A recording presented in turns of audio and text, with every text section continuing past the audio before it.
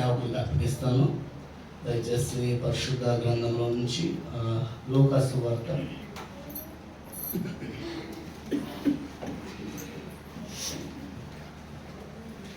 మొదటి అధ్యాయము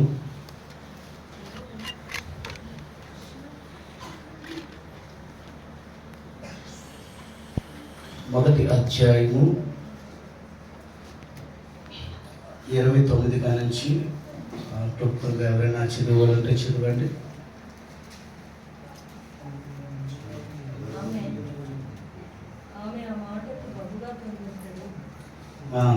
ఆమె ఆ మాటకు బహుగా తొందరపడి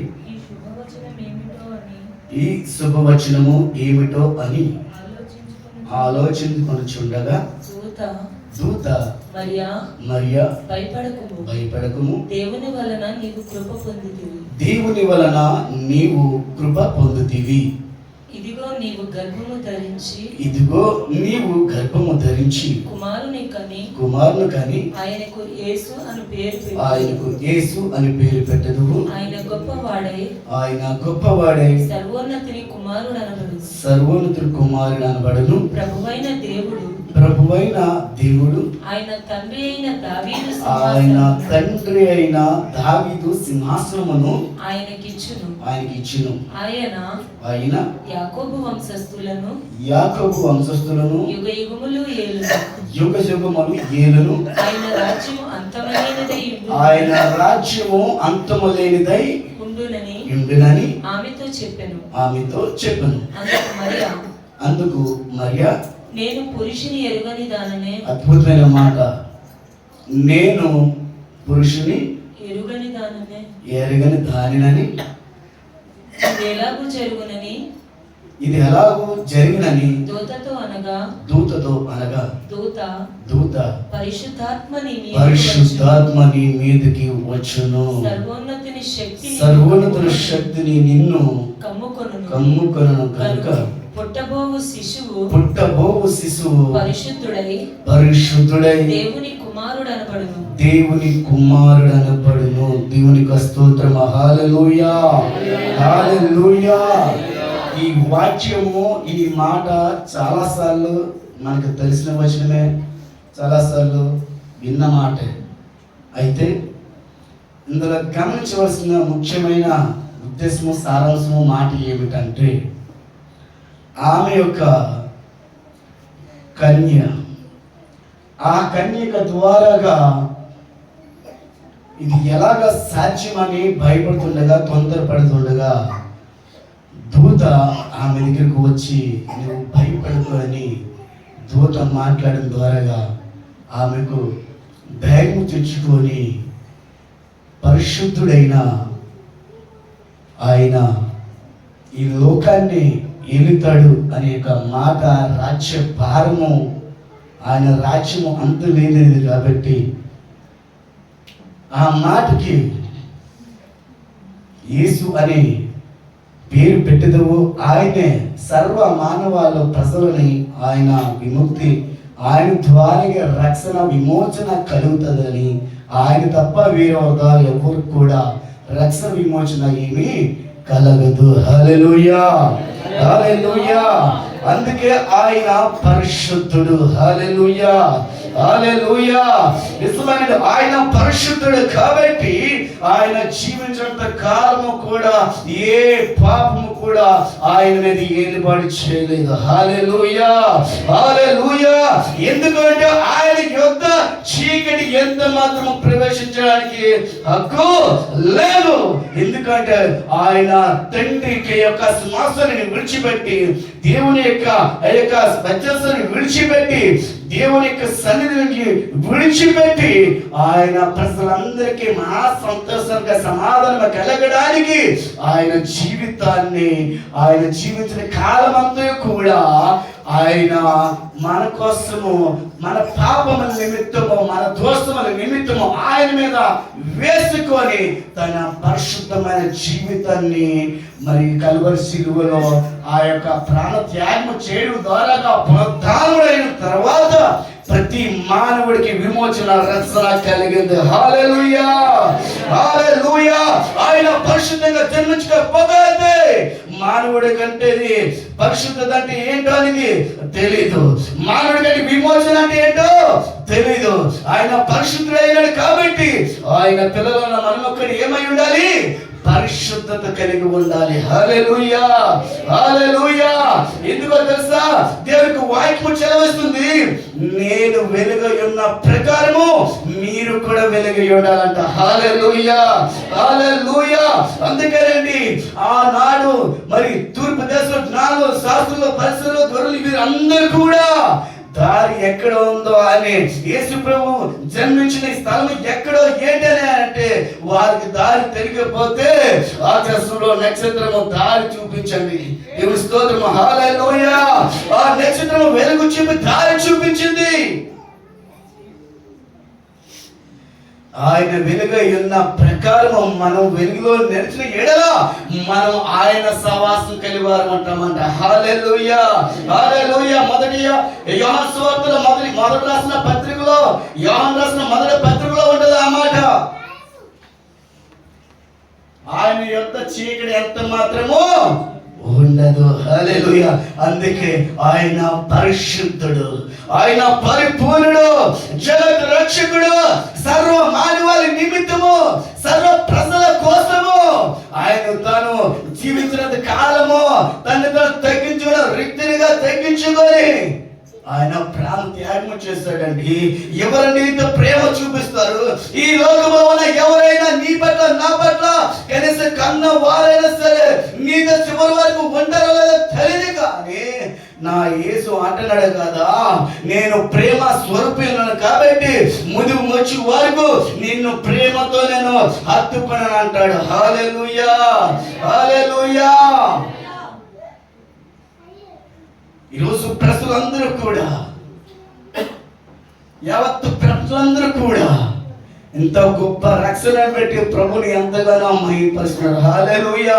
క్రీస్తు జన్మే ఒక పరమార్థము. హల్లెలూయా, హల్లెలూయా. ఎంతో మంది కొన్ని చోట్లయితే రంగులతో, విన్యాసాలతో, అలంకారాలతో, డాన్సులతో వ్యర్థంగా ఎట్లాగా ఆరాధిస్తారంటే అట్లా ఆరాధిస్తారు. కానీ దేవునికి వాక్యం చదివిస్తుంది, నేను వెలుగు ఎన్న ప్రకారము మీరు వెలుగులో నడిస్తే మీరు సత్యమును పాటించిన వారు అవుతామంట. హల్లెలూయా, హల్లెలూయా. ఒకవేళ వెలుగులో నడచకపోతే చీకటిలో నడిచిన వారిగా ఉంటే మనం అబద్ధమాడే వారిగా ఉంటామంట. అక్కడే వాక్యం చదివేస్తుంది. మొదటి రాసిన పత్రిక వల్లనే ఆ మాట ఉంది. దేవుని స్తోత్రం, హల్లెలూయా, హల్లెలూయా.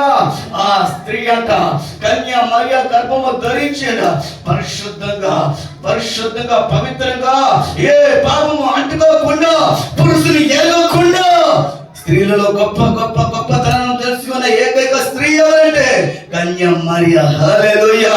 ఈ జన్మలో వంశంలో యావత్ ప్రతి మానవుల పట్ల వారి జన్మ పాపంలో ఉంది. హల్లెలూయా. వారి జన్మలో కూడా పాపం ఉంది.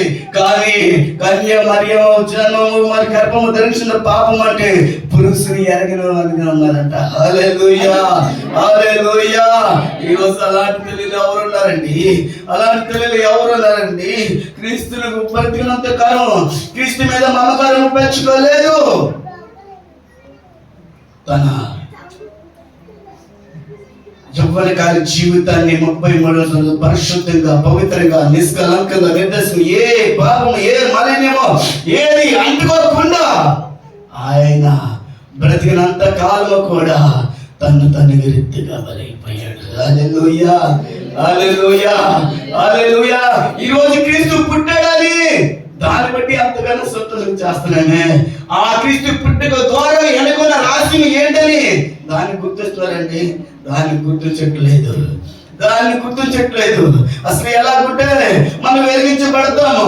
ఏమన్నా సాధారణంగా ఇవన్నీ చూడండి ఎంత దీనిగా ఉన్నాయి, చక్కగా ఈ లైట్లతో ఎన్ని ఉన్నాయి. ఆల్పస్తి అంత చీకటిగా ఉంటుందండి, ఎంత చీకటిగా ఉంటుంది. కానీ అనేక మంది ప్రజలు కూడా ఈ చీకటి వారు అనుసరిస్తున్నారు. దేవునికి ప్రియులారా, ఈ మైక్ ద్వారా వింటున్న ప్రియ సహోదరి, ప్రియ సహోదరుడా, నీవు దేని ఆరాధించినా సరే నీకు నిత్య జీవం ఏమి ఉండదు. క్రీస్తుని నువ్వు హృదయపూర్వకంగా క్రీస్తును ఆరాధిస్తే, క్రీస్తుని నీవు వ్యక్తిగా నువ్వు నీ హృదయాల్లో చేర్చుకుంటే మీకు రక్షణ ఉంటుంది, విమోచన ఉంటుంది, నీకు సమాధానం కలిగి ఉంటుంది. అంతకాలం అంటే క్రీస్తుని ఇంకా దూరంగా పెడతారు. సకల శాస్త్రంలో యావత్ ప్రపంచం అంతా క్రీస్తుని అత్యాధికంగా ఆరాధిస్తున్నారే, ఇంకా దూరంగా ఎందుకు ఉంటున్నావు? ఏ దేవుడు అండి? ఎవరండి? పరిశుద్ధంగా ఉన్న ఏకైక దేవుడు ఎవరండి? నీకు సాక్ష్యం ఉందా ఎవరైనా? కానీ పరిశుద్ధంగా ఆయన బ్రతికి ఉండి కలవరంలో శిలువలో తన రక్తాన్ని చిందించాడంటే, ఎవ్వరి కాలం తన యొక్క శరీరాన్ని శిలువలో అని తన రక్తాన్ని దారిపోస్తాడంటే, మీకోసము నా కోసము ఎంత ప్రేమ కలిగి ఉంటాడంటే, అలాంటి ప్రేమ స్వరూపమైన దేవుణ్ణి చాలా మంది విచారిస్తున్నారు, ఇంకా దూరం పెడుతున్నారు. అందుకే దేవునికి వాక్యం చదివిస్తుంది, ఏ భారముతో, ఏ సమస్యతో, ఏ ఇబ్బందులతో, ఏ కొరతతో నీవు ఉంటున్నావు, ఇది ప్రజలందరికీ కలగబో మహా సంతోషకరమైన శుభవర్తమానము. నేడే రక్షకుడు నీ కొరకు ఉదయించాడు, జన్మించాడు. నువ్వు గుర్తించి, నువ్వు గమనించి ప్రభుని ఆరాధించినట్లయితే, ప్రభుని వెంబడించిన వారంటే, బైబిల్లో ఒక మాట ఉంటుంది, ద్వారము బయట ఉంటున్నాడు ఎన్నో సంవత్సరాల నుంచి, వాడికి రక్షణ లేదు, విముక్తి లేదు. క్రీస్తుని వెంబడించిన ఆ స్థలానికి ప్రజలు వస్తే, అయ్యా మాకు సహాయం చేయండి అయ్యా అని వారిని అడిగితే, వారు ఏమన్నారు తెలుసా? మా దగ్గర ఏమీ లేదు కానీ మా దగ్గర ఒకే ఒకటి ఉంది, యేసు నామం అంతే. హల్లెలూయా, హల్లెలూయా. యేసు నామములో వారు ప్రార్థన చేయగానే వారికి స్వస్థత వచ్చేసింది. హల్లెలూయా. వారికి విడుదల వచ్చేసింది. గొప్పగా వెళ్ళి దేవాలయానికి వెళ్తూనే వాడు స్వస్థత పొందుకున్నాడు, దేవుని రక్షణ పొందుకున్నాడు, వాడు బాగుపడ్డాడు. ఇంత గొప్ప రక్షణను చాలా మంది నిర్లక్ష్యం చేస్తున్నారు, చాలా మంది నిర్లక్ష్యం చేస్తున్నారు. ఇంకా ఎంతకాలం నువ్వు బయట ఉంటావు? నీ ప్రాంతంలో మందిరం ఉంది, నీ ప్రాంతంలో భారం కలిగి నీ వరకు రాత్రి పగలు అన్నపాలలో మానుకొని రాత్రి పగలు కూడా దేవుని ఎదుట నీవు బాగుండాలని, నీ కుటుంబం బాగుండాలని, నీ పిల్లలు బాగుండాలని రాత్రి పగలు దేవుడి దగ్గర ఏడ్చుకుంటున్నారు. నీవు భారం కలిగి దేవుని సన్నిధికి వస్తే నీకు నెమ్మది, సుఖ సౌకర్యం, ఆరోగ్యము దేవుడు నీకు అనుగ్రహిస్తాడు, దేవుడు నీకు రక్షణ ఉంటుంది. అప్పటి నీకు ఎటువంటి రాబందులైనా, ఎటువంటి ఏ గ్రంథులైనా, ఈ లోకములో ఏర్పాటు చేసిన ఏది వచ్చినా సరే అది నీ మీదకి ఏర్పడి చేయదంట. ఎందుకంటే దేవునికి ప్రసన్నత, దేవునికి కోపదల, దేవునికి భద్రత మీకు ఉంటుంది. హల్లెలూయా, హల్లెలూయా. మన తండ్రి పరిశుద్ధుడు. హల్లెలూయా, హల్లెలూయా. ఆయన వెంబడించిన మనము కూడా ఏమై ఉండాలి? పరిశుద్ధంగా ఉండాలి, పవిత్రంగా ఉండాలి.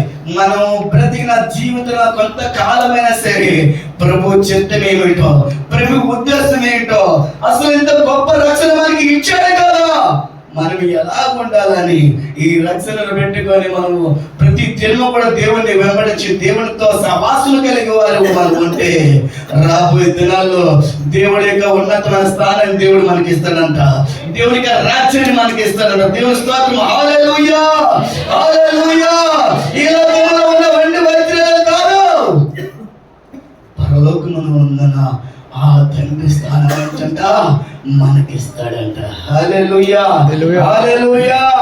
సో గమనించండి, గుర్తించండి, క్రీస్తు పిల్లలు మనము మన తండ్రికి ఏదైతే ఆ చీకటివి ఎంత మాత్రమో ప్రవేశం లేదు కాబట్టి మనలో కూడా చీకటి ఉండకూడదు. హల్లెలూయా, హల్లెలూయా. ఆయన వెలుగై ఉన్నాడు కాబట్టి మనం వెలుగు సంబంధం. హల్లెలూయా. ఆయన ప్రత్యక్షపరిచి ఉన్నాడు కాబట్టి మనము ప్రత్యక్షపరచబడి ఉండాలి, ప్రత్యేకం కలిగి ఉండాలి. ప్రభువు కోసం ఒక ప్రత్యేకంగా మనము కలిగి ఉండాలి. ఎప్పుడైతే క్రీస్తు కొరకు ప్రత్యేకంగా పరిశుద్ధంగా పవిత్రంగా మనం ఉంటామో దేవుని చిత్తం నెరవేర్చి వారుగా ఉంటామంట. హల్లెలూయా. తండ్రి చిత్తం ఏమిటి? అసలు తండ్రి ఉద్దేశం ఏమిటి అంటే మనము బ్రతికినంత కాలము కూడా అనేకమైన వారు వ్యసనంతో బాధలతో అనేకమైన సమస్యలో ఉన్న నలిగిపోతున్నారు. వారి కోసం మనం ఏమి చేయి ఉండాలట? క్రీస్తు వార్తను తెలియపరచాలి, క్రీస్తు వార్తను సత్యాన్ని వారికి బోధించి క్రీస్తులోకి నడిపించాలి. ఏమంటే ఒక కొవ్వొత్తు చూస్తున్నాం కదా, ఎన్నో క్యాండిల్స్ మనం చూస్తున్నాము, అవునా కదా? ఒక క్యాండిల్ ఆ కొవ్వొత్తు ధరకు అలాగే వెలిగిస్తుంది. జగతికి వెలుగైన దేవుడు, మనల్ని వెలిగించిన దేవుడు మనం ఏమై ఉండాలి? జగతికి వెలుగై ఉండాలి. హల్లెలూయా, హల్లెలూయా. మనం ఎప్పుడైతే వెలుగు కలిగి మరి దేవుని యొక్క సంబంధం కలిగి ఉంటామో మనం ఏమిటంట? అన్యోన్య సహవాసము గలవారమే సత్యాన్ని జరిగించి సత్యాన్ని పాటించే వారిగా ఉంటామంట. దేవుడికి కొద్ది మాటలు దీవించి ఆశీర్వదించును గాక. దేవునికి